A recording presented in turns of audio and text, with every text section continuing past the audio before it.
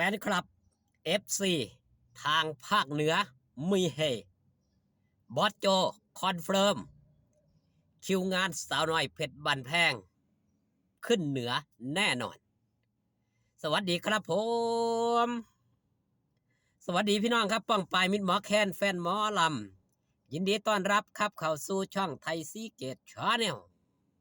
สวัสดีพี่ยังแฟนคลับ FC ลาดหน่อยอุ้งอิงแฟนคลับ FC สาวน้อยเพชรบันแพงสู้ขู่สู้คนเด้อครับเด้อมาพบกันในช่วงบ่าย2 โมงกว่าๆโดยประมาณครับนี่นิดหน่อย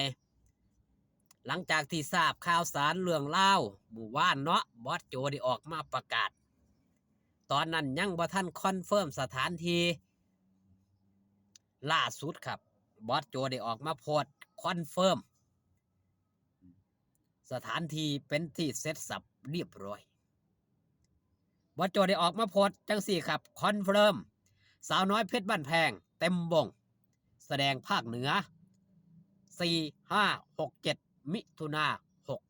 69อำเภอเมืองจังหวัดพิษณุโลกอำเภอเมืองน่านอำเภอเชียงคำจังหวัดพะเยาอำเภอเชียงรุ้งจังหวัดเชียงรายเจอกัน FC ภาคเหนือถือว่าเป็นครั้งแรกครับครั้งแรกที่ลาหน่อยอุ้งอิงบอสโจตั้งแต่บริหารวงสาวหน่อยเพชรบันแพงมานี่ยังบ่ทันขึ้นเหนือครับพี่น้องแฟนคลับ FC ทางภาคเหนือนี่ต่างคนต่างเรียกร้องอยากให้ลาหน่อยอุ้งอิงหรือว่าอยากให้สาวหน่อยเพชรบันแพงนี่ไปแสดงทางภาคเหนือเพราะเฮาสิได้เห็นหมอลำคณะใหญ่คณะดังระดับประเทศคือกันเนาะเพิ่นก็ไปบ่ว่าระเบียบบ่ว่าเสียงอีสานเพิ่นก็ไปมาแล้วพี่น้องมิตรหมอแคนแฟนหมอลำก็อยากเรียกร้องสนอกสนใจมาหลายปีแล้วล่ะว่าอยากให้สาวน้อยนี่ขึ้นเหนือไปแน่ภาคใต้ก็เรียกร้องณตอนนั้นเฮาสิเห็นว่าเป็นช่วงคอนเสิร์ตมินิคอนเสิร์ตลาน้อยอุ้งอิงทางภาคเหนือก็ทักท้วงมาหลายเนาะในผลิตภัณฑ์หนึ่งที่ลาน้อยอุ้งอิงนั้นได้ไปเป็นพรีเซนเตอร์ให้แต่ว่าหยังครับเหตุและผลนั่นคือ1ระยะทาง2คิวงานสาวน้อยเพชรบ้านแพงนี่มันบ่ว่างถ้าไอ้ถ้าคิวงานว่างเนาะทางภาคอีสานบ้านของเฮานี่มันว่างหลายมื้อนี่มันสามารถที่สิไปได้อย่างปี69ที่ว่าคอนเฟิร์มมานี่ถือว่าเคลียร์คิวกันเป็นที่เสร็จสับเรียบร้อยแล้วเพราะว่าไปทั้งคนคันจะไปคิวงานเดียวมันก็บ่แม่นมันบ่ครับมันบ่คุ้มค่าการเดินทางอย่างน้อยมันก็3-4คิวงานเพื่อหยังครับเพื่อค่าใช้จ่ายมันก็สูงครับระยะทางมันเดินทางไปไกลความพร้อมของบุคลากรอย่างรถ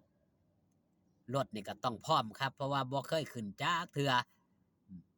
บ่เคยขึ้นไปทั้งหุ่นก็ต้องเตรียมรถให้พร้อมพี่น้องมิตรหมอแคนแฟนหมอลำทั้งภาคเหนือเพราะว่าจะเป็นน่านพะเยาเชียงรายพิษณุโลกหลายผู้หลายคนครับแสดงความคิดเห็นมาทางช่องบอสโจยินดีต้อนรับเจอกันแน่นอนจังสินะครับคือเพิ่นอยากให้ไปครับเพราะว่าหยังครับเพิ่นสิมาอีสานมันก็ไกลเนาะเพิ่นก็อยากให้ไปทั้งโซนหุ่นแน่เพราะว่าคนภาคอีสานบ้านของเฮานี่ก็เดินทางไปทั้งหุ่นครับไปตั้งโลกลากไปสร้างบ้านแปลงเมืองอยู่ทั้งหุ่นก็หลายเพิ่นก็เลยอยากสะเบิงผลงานของสาวหน่อยเพชรบ้านแพงที่เป็นหมอลำเด่นหมอลำดีหมอลำดังในระดับประเทศนี่มีซุปตาว่าง่ายๆมีซุปตามหาชนมีซุปตาดังในระดับประเทศในระดับโลกนี่เพิ่นก็อยากเบิ่งถือว่าลงโตครับตามที่บอสโจเพิ่นเคยเว้าครับวันเวลามันเป็นโตจัดสรร สิ่งสวยงามเสมอแม่นยังครับทุกสิ่งทุกอย่างมันก็ต้องร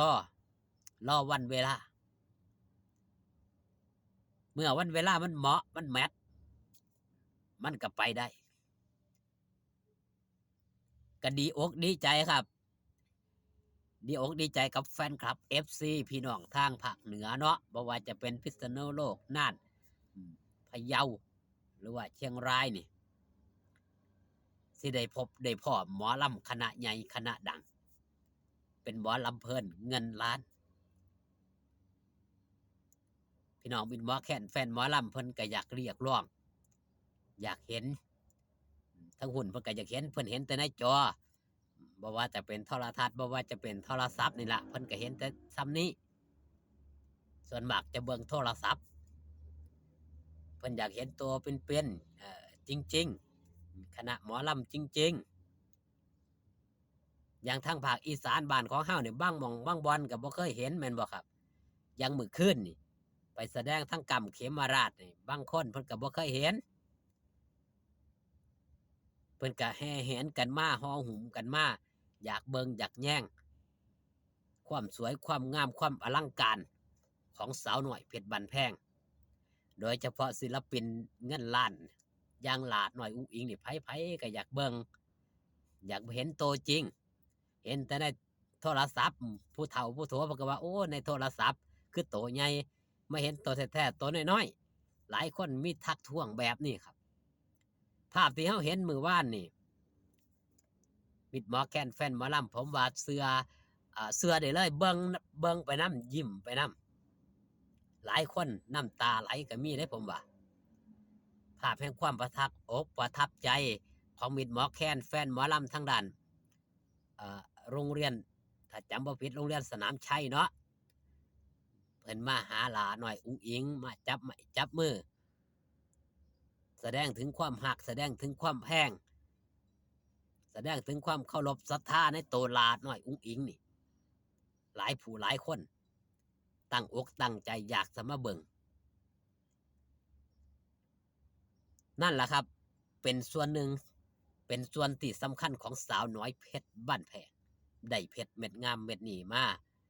สร้างความอลังการสร้างให้คนหูจักสาวน้อยเพชรบ้านแพงมากขึ้นขอบคุณพี่น้องนะครับเด้อที่เขามาเบิงขอบคุณพี่น้องที่เขามาแย่งอยู่ดีมีแห้งครับอากาศเปลี่ยนแปลงบางแย่งสุขภาพพอกันคลิปหน้าสบายดีครับผม